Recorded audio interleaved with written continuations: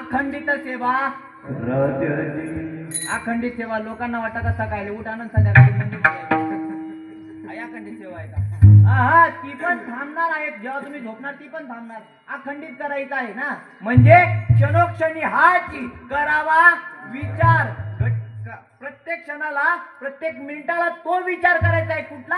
त्या गोष्टीसाठी मी या मृत्यू लोकात आलो. ती गोष्ट नेमकं मला कधी प्राप्त होईल, नेमकं ती गोष्ट जर मला मिळाली तर त्या गोष्टीचं मी नेमकं जे साधन मला मिळालेलं आहे त्या साधनेपासून मला काय साध्य करून घ्यायचंय हा विचार, म्हणजे या देवाचं चिंतन आपल्याला करायचंय. तुकोबाराय म्हणतात की बाबाजी चैतन्य माझ्या जीवनात आले. बाबाजी चैतन्यांनी मला सांगितलं की भाऊ अरे तू जे करतोय ती भक्ती नाही, ती परमार्थ नाही, ते फक्त सत्कर्म आहे.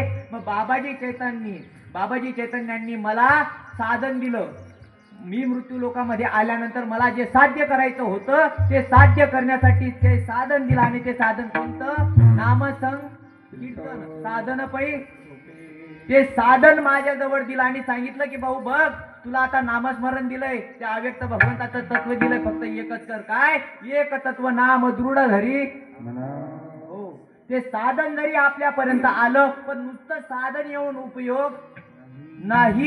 नुसतं साधन आल्यानंतर उपयोग नाही. नाही तर आपला असतं अंगात आला ताप आणि मी देव माझा, आणि अंगातून गेला ताप मी त्याच्या बापाचा बी बाप नाही का. म्हणजे आपल्यावरती ज्या वेळेस संकट येतं त्यावेळेस आपण भगवंताला आठवतो. एकदा का संकट गेलं मग माझ्या इतका सुखी प्राणी दुसरा कुठलाच नाही. पण ज्ञानोबाराय म्हणतात हरिपाठामध्ये की तुमचा जर नामावरती दृढ विश्वास नसला, तुमचा नामावरती दृढ विश्वास नसला तर तुमच्या जवळ आपल्या सगळ्यांजवळ नाम येऊन देखील काही उपयोग नाही. कारण जर आपल्याला साधन दिलं आहे, एखादं साधन दिलं तुम्हाला, जर समजा सगळेच लोक सांगतात जर आपल्यापाशी परीस आहे तर तो परीस लोखंडाला जर लावला तर सोनं होईल. म्हणजे परीसाचं काम आहे तिथपर्यंत घेऊन जाणं. आपण ते जर केलं नाही समजा आणि तो परीस उचलला आणि घराच्या कपाटीत ठेवला, मस्त होईल. आता शांतता राहील, त्या परीसाला किंमत राहील का?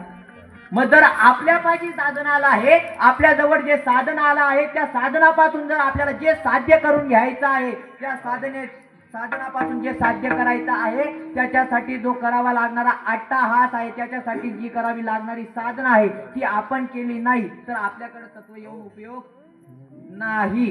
नाही का?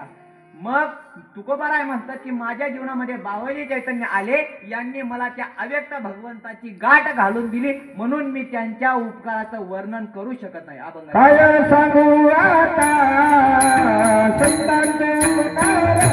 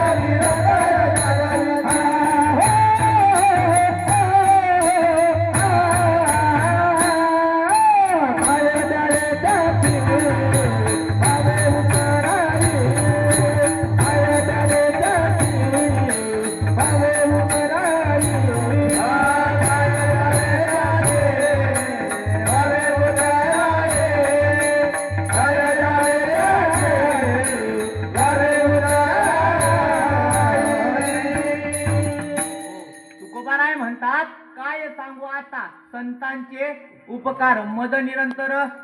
या ठिकाणी साधकाने तुकोबारायला प्रश्न विचारला का हो तुकोबाराय नेमकं तुमच्या जीवनामध्ये संतांचे उपकार आहेत, मग उपकारासाठी दुसरे कुठले जीव या मृत्यू लोकात नाहीत का? हो आहेत ना. उपकारासाठी हे झाड देखील उपकारासाठी आहे बरं का. हे झाडाचं जीवन देखील उपकारासाठी आहे. बघा झाड लावतो ना आपण, तर झाड आपल्यावरती, आपण जे झाड लावलेलं आहे, जर समजा एखाद्या माणसाला शेतामध्ये झाडं असतात आणि जर काही अडचण असली पैशाची तर तो माणूस ते शेतातले झाडं तोडायला काढतो. मग ते झाडाचं करता का तू मला तोडतोय, मग वरून त्याची फांदी त्या तोडणाऱ्याला मारतं.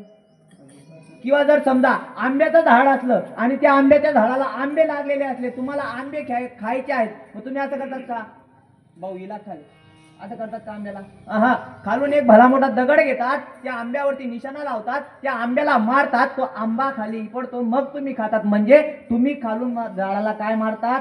दगड मारतात. मग झाड तुम्हाला परत दगड मारतं ना. मारतं का नाही. मग काय देतं?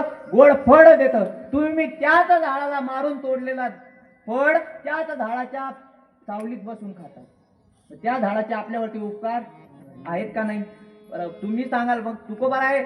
अजून सांगा उपकारासाठी काय आहे? नदीचं जीवन उपकारासाठी आहे. नदीचं जीवन बघा, नदी असते ना, नदी आहे आपल्या गावाला.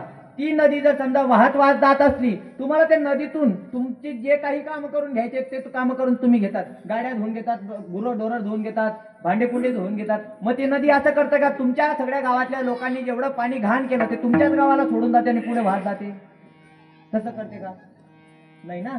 मग बटन व्हावं जाते.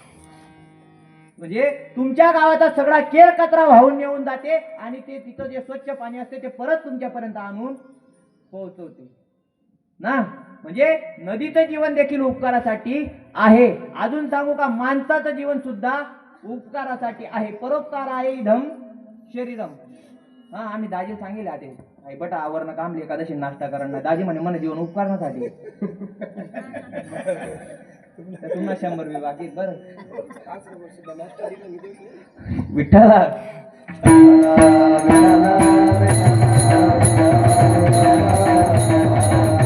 म्हणजे सांगायचं आहे की बाबा माणसाचं जीवन देखील उपकारासाठी आहे. पण तुकोबार आहे सांगतात की साधका, अरे तुम्हाला या तिन्ही ज्या गोष्टी सांगितल्या त्या उपकारासाठी आहेत. त्यांचे उपकार आहेत पण माझ्या संतांच्या इतके नाही. कारण का? अरे जर समजा यांना तुम्ही जे उपकार सांगतात यांचे उपकार आज न उद्या थांबणार आहेत. झाड तोडलं म्हणजे झाडाचं सावली देणं थांबेल, नदीचं पाऊस पडला नाही नदीचं पाणी देणं थांबेल, माणूस राहिला नाही तर त्याचा उपकार करणं थांबेल.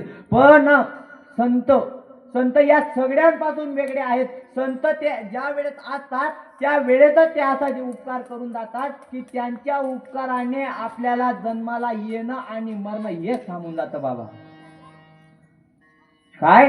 त्यांचे आपल्यावरती जे उपकार केले असतात त्या उपकाराने जन्माला येणं आणि मरणं हेच थांबतं. म्हणून काय द्यावे त्याचे व्हावे उत्तराई. मी जर काही जरी दिलं माझ्या साधूला, काही जरी दिलं संताला, आता इथं जमलेले सगळेजण सांगा, सद्गुरू सच्चिदानंद श्रीपाद बाबा, सद्गुरू सच्चिदानंद रामदास बाबा यांचे जर आपल्या जीवनामध्ये आगमन झालं नसतं, बाबा यांचं जर तुमच्या जीवनामध्ये आगमन झालं नसतं, तुमच्या आमच्या जीवनामध्ये आगमन झालं नसतं, तर या देहाला आल्याचं सार्थक झालं असतं का? कधीच नाही झालं असतं. कारण का? बाबा सांगत होते संतांचं जे जन्माला येण्याचा जो पिरियड आहे अवतरण कार्य, ते अवतरण कार्य 350 वर्षाचं असतं ना. मग जर समजा जगद्गुरु तुकोबा रायानंतर जर श्रीपाद बाबा आलेच नसते तर मग आपला ठिकाणा अजिबात बी लागता नाही. कारण बाहेर ताल स्वर वीर बट नाही का. आणि आपण सुद्धा त्या गोष्टीमध्ये अडकून पडलो असतो ज्या गोष्टीमध्ये हे सगळं जग अडकून पडलं आहे. म्हणून म्हणतो बर का, केले उपकार सांगू मी काय बाप न करी. या व्यासपीठावरून जो प्रत्येक जीव येतो, या व्यासपीठावरून तो माझा श्रीपाद बाबा, माझा रामदास बाबा, माझे श्रीपाद बाबा, माझे रामदास बाबा असं ओरडतो, त्याला फक्त हे एकमेव कारण आहे. आणि तो तुम्हाला सांगतो देखील ना की बाबा हे ऐकून घ्या, हे करून घ्या, त्याच्यासाठी त्याला